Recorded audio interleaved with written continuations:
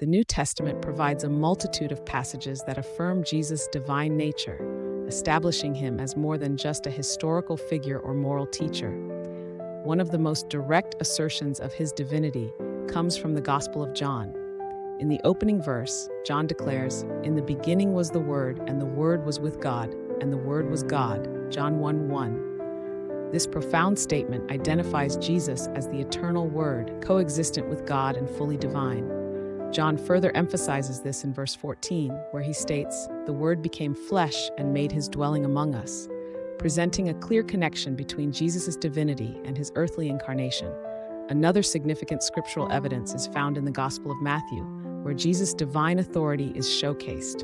In Matthew 28:18, Jesus proclaims, "All authority in heaven and on earth has been given to me."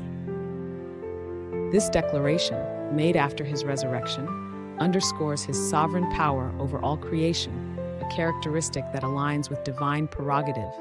This authority is not limited to spiritual matters, but extends to every aspect of existence, reinforcing the belief in his divine nature. The Apostle Paul also contributes to the scriptural testimony of Jesus' divinity.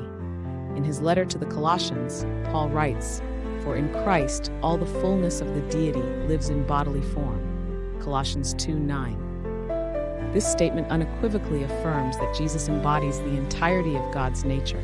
Paul's letters frequently highlight Jesus' preeminence and divine status, urging believers to recognize him as the image of the invisible God. The book of Revelation offers yet another compelling depiction of Jesus as divine.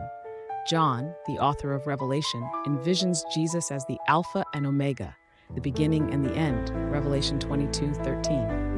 This title, traditionally reserved for God, signifies Jesus' eternal existence and omnipotence.